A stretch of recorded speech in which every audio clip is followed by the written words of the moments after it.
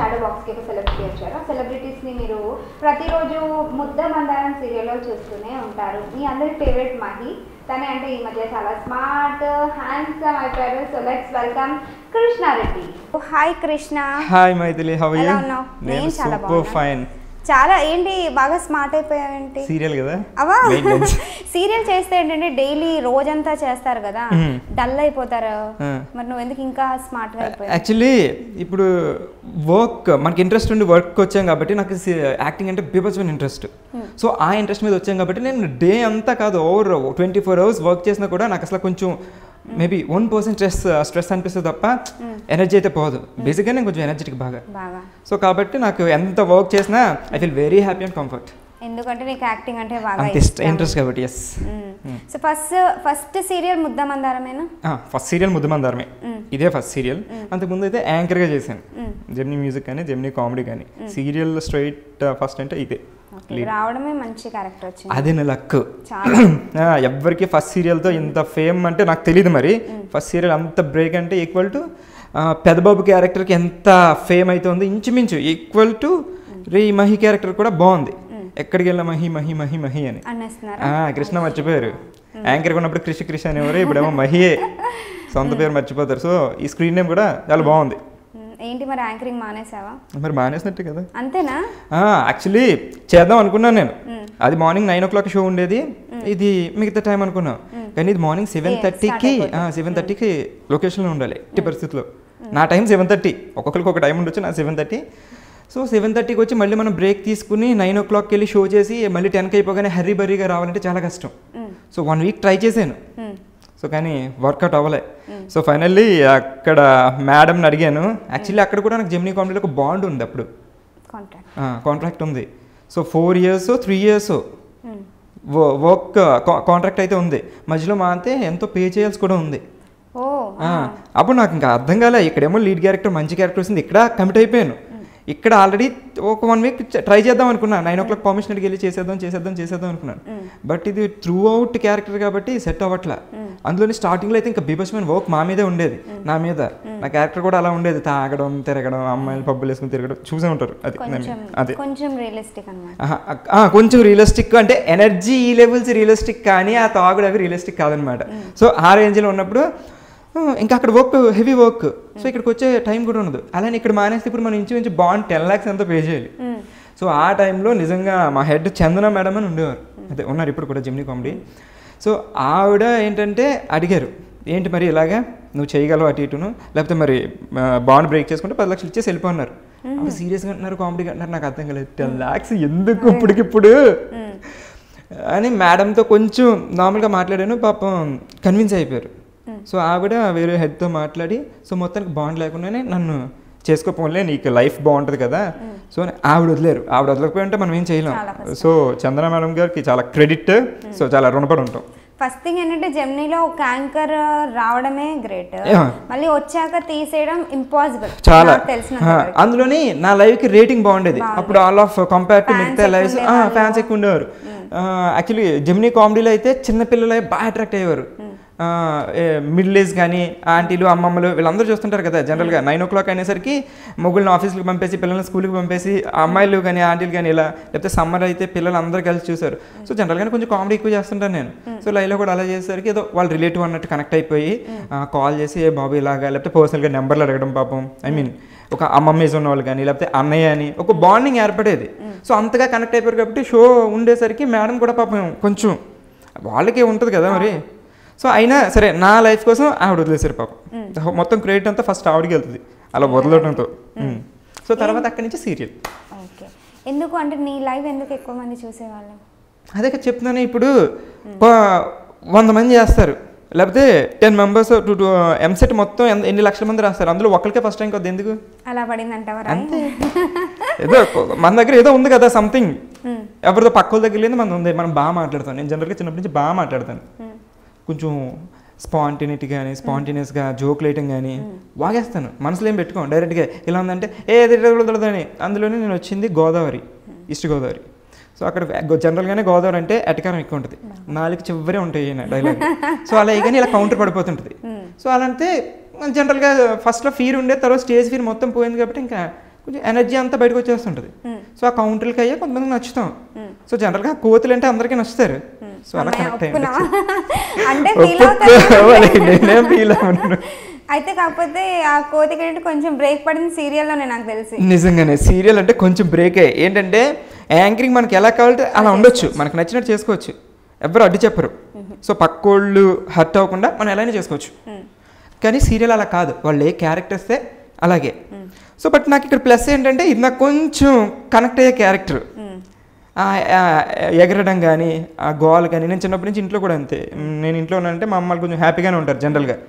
చిన్నపిల్లలు, మా అన్నయ్య ఉన్నాడు, మా అన్నయ్యకి మ్యారేజ్ అయిపోయి 2 పిల్లలు ఉన్నారు. సో వాళ్ళిద్దరు ఒకటైతే నేను కూడా ఒకటి, 3 పిల్లలు అన్నట్టు. వాళ్ళతో ఈక్వల్గా కూడా అల్లరి చేస్తుంటాం, వాళ్ళు చేస్తే నేను చేయడం, వాళ్ళకి కింద దొరికితే నేను దొల్లేసి ఇలా మొత్తం చిన్నపిల్లల. సో ఇద్దరేనా అన్నయ్య? నేను అన్నయ్య అంతే. ఒక చెల్లి ఉంటే అయిపోయింది సీతమ్మాకిట్లో సిరిమల చెట్టు. కాకపోయినా చెల్లి లేదు కానీ మిగతా స్టోరీలు జరిగినాయి సీతమ్మాకిట్లో సిరిమల చెట్టు. యాక్చువల్లీ బీటెక్ అయిపోయిన తర్వాత ఇక్కడ ట్రయల్స్ ఉన్నప్పుడు మా అన్నయ్య కూడా జాబ్ ట్రయల్స్లో ఉండేవాడు వైజాగ్లో, నేను హైదరాబాద్లో ఉండేవాడిని. సేమ్ నేను ఎప్పుడైనా ఇంటికి వెళ్తే మా అన్నయ్య ఇంటికి వచ్చి నన్ను బస్సు ఎక్కించడం కానీ ట్రైన్ ఎక్కించడం కానీ. డబ్బులు ఉన్నాయా? నేను ఎందుకు ఇస్తాను, మా అన్నయ్య ఇస్తాడు. అన్నయ్య అంటే మనకి తీసుకుంటాం, తప్పేముంది, అన్నయ్య కదా. ఇచ్చే రేంజ్ ఉన్నా మనం ఇవ్వలేం, అన్నయ్య అంతే. ఎప్పుడైనా అన్నయ్య ఇస్తాడు. పేరెంట్స్ ఇంట్లో మన చిన్నోడు కదా, చిన్నగా. బీటెక్ అయిపోయిన వెంటనే జాయిన్ అయిపోయావా లేకపోతే ఖాళీగా ఉండి ఒక 2 years అందరితో? లేదు అసలు బీటెక్ చెప్తున్నాను కదా, శ్రీనివాస్ రెడ్డి గారు అని ఉన్నారు, మా బాబాయ్ వరుస, అదే మీ రిలేటివ్. ఆయనకే చెప్పాను ఫస్ట్ నేను. ఆయనకైతే మొత్తం ఇక్కడ ఇన్ఫ్లుయెన్స్ ఉంది కాబట్టి ఆయన త్రూ వస్తే మనకి ఏమైనా వర్క్ అవుతుంది అని ఆయన అడిగాను నేను. సో ఆయన ఫస్ట్ తీసుకొచ్చారు. ఇంకా అసలు బీటెక్ అలా అయింది, ఏప్రిల్ మేకి రిజల్ట్ వచ్చేసింది, అయిపోయినాయి, క్లియర్ అయిపోయినాయి. అంటే టాపర్ అయితే కాదు, జస్ట్ పాస్. క్లియర్ అయ్యావా? ఒక్క బ్యాక్లాగ్ అసలు లేదు సీరియస్గా. కాకపోతే బ్యాక్లాగ్ ఎక్కడంటే ఫస్ట్ ఇయర్ చెప్తా, ఫస్ట్ ఇయర్ ఈడీసీ బీటెక్లో ఫస్ట్ ఇయర్ ఈడీసీ. నేను చెప్తున్నాను అందుకే, ఇంజనీరింగ్ స్టూడెంట్స్ ఎవరు చూస్తే వాళ్ళందరికీ తెలుస్తుంది. ఈడీసీ ఒక రాడ్ అనమాట, ఎలక్ట్రికల్స్ మొత్తం, ఎలక్ట్రానిక్స్ మొత్తం, ఇమేజెస్, సర్క్యూట్లు. మనకు మామూలుగా ఒక రెక్టాంగిల్ గీయడమే కష్టం, దాని మధ్యలో సర్క్యూట్లు పెట్టడం అంటే ఎంత కష్టం. ఆ సబ్జెక్ట్ అయితే నాకు ఫస్ట్ ఇయర్ క్లియర్ అవ్వాలి, సెకండ్ ఇయర్ క్లియర్ అవ్వాలి, థర్డ్ ఇయర్ క్లియర్ అవ్వాలి, ఫోర్త్ ఇయర్ క్లియర్ అవ్వాలి. ఫోర్త్ ఇయర్ లాస్ట్ సెమ్ ఇంకా అది కానీ క్లియర్ అవ్వకపోతే ఇంకో సంవత్సరం ఎక్స్ట్రా చదవాలి. సప్లీ అది 4th ఇయర్ సప్లీ. అది అంటే 4 yearsలో కంప్లీట్ అయిందని చెప్పుకోవడానికి లాస్ట్. మరి ఎలా అయిందో తెలీదు, కరెక్ట్ పాస్ మార్కులు అన్ని సబ్జెక్టులు క్లియర్ అయిపోయినాయి. తర్వాత 2-1 వరకు కొన్ని బ్యాక్లాగ్స్ ఉండి 2-2 నుంచి మొత్తం క్లియర్ అయిపోయింది.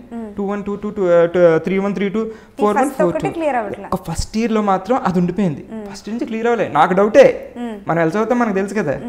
సో క్లియర్ అవ్వదు అనుకుంటానే రాసిన ఎగ్జామ్. మరి ఆ పేపర్ కరెక్షన్ చేసిన దానికి అందులో ఏం కనిపించిందో నాకు తెలియదు. కానీ ఎందుకు అవ్వలేదు అదొకటి? అంటే నీకు టీచింగ్ నచ్చలేదా, టీచర్ నచ్చలేదా? బేసిక్గా మనకు చదువు నచ్చదు, టీచర్లు బాగా చెప్తారు. సో ఇప్పుడు ఏంటంటే, ఇప్పుడు యాంకర్లో మనకి ఎందుకు మనకి రేటింగ్ ఉందంటే మనకి ఇంట్రెస్ట్, మనకు కాంపిటీషన్ ఉంటుంది, ఆడి బాగా చేస్తున్నాం మనం బాగా చేయాలని. సో అది వెల్ కమింగ్ టు స్టడీస్కి వచ్చేసరికి అబ్బే మనసంతా ఇక్కడ ఉంటే అక్కడ ఎవరు చదువుతారు.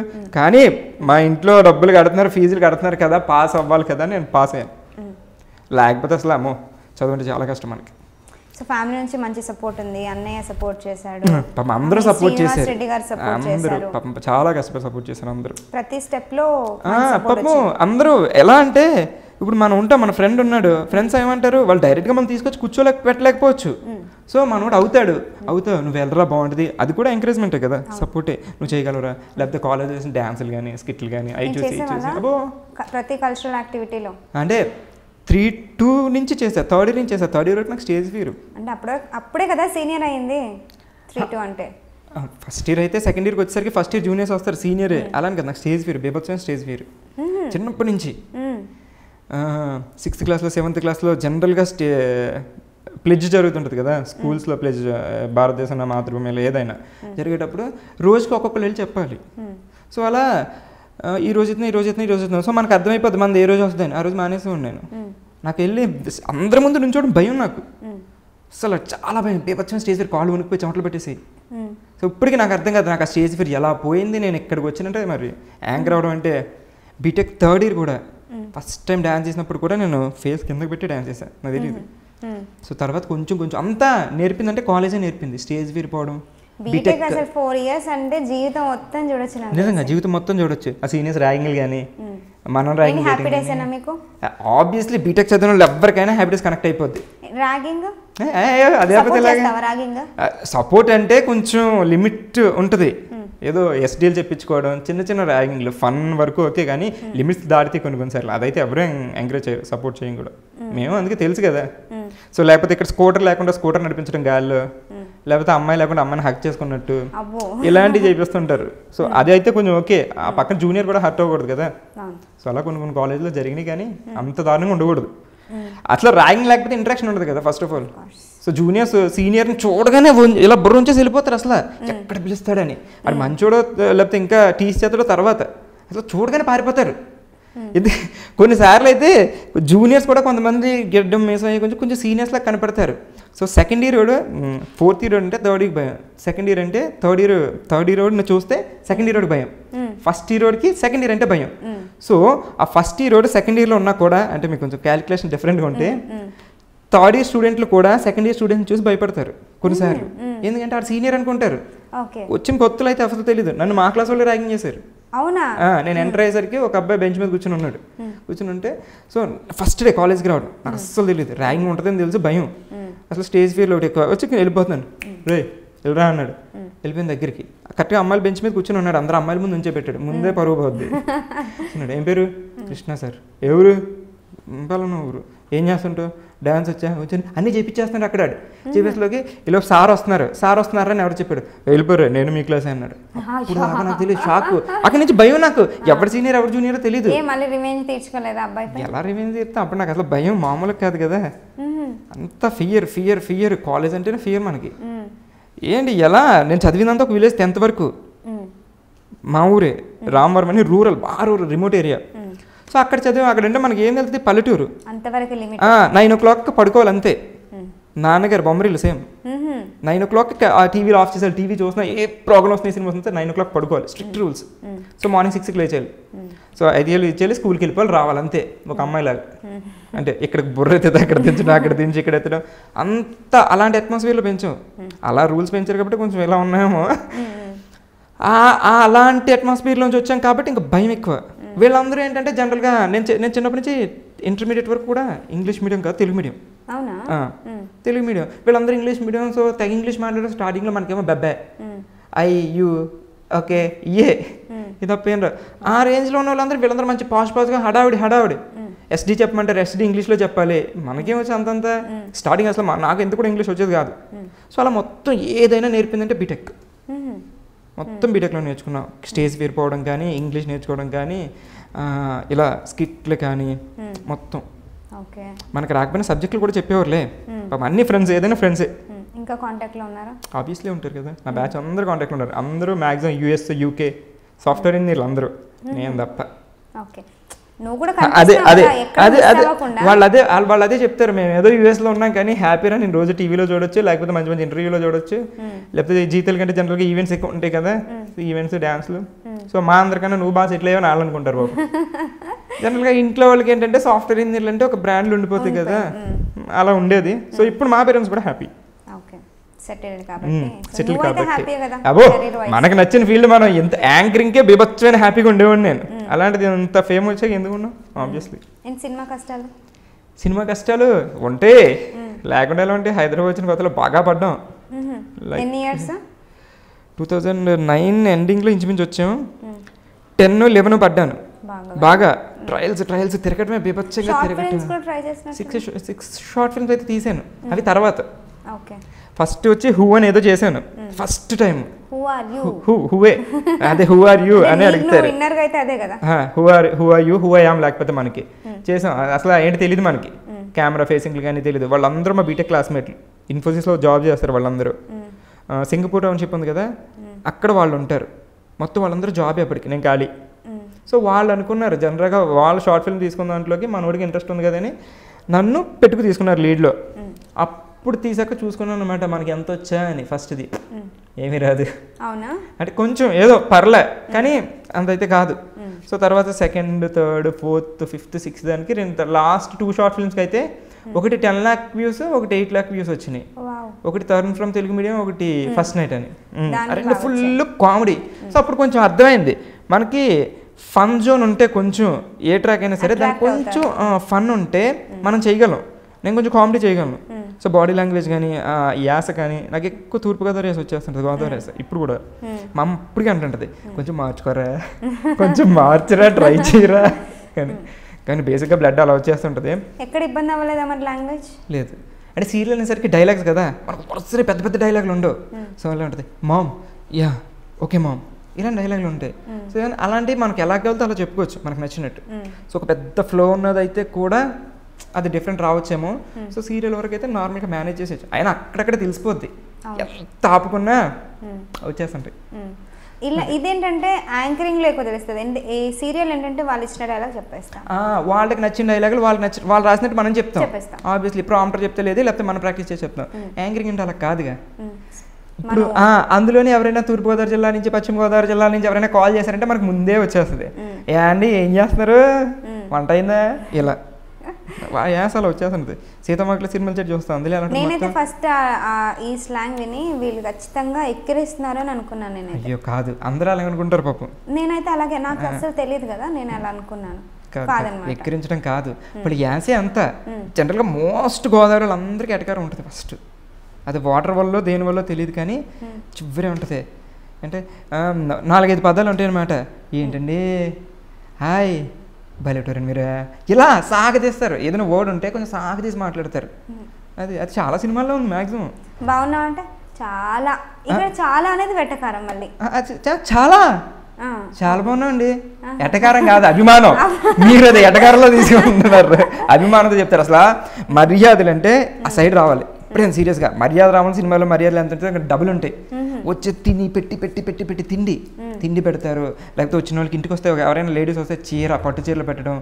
ఇలా ఎప్పుడైనా వెళ్ళి ట్రై చేయండి ఒకసారి. ఈస్ట్ గోదావరి అనుకుంటున్నాను, పట్టు చీరల కోసం వెళ్ళాలి అదంట. సో కొంచెం అభిమానం, ప్రేమాభిమానాలు ఎక్కువ ఉంటాయి.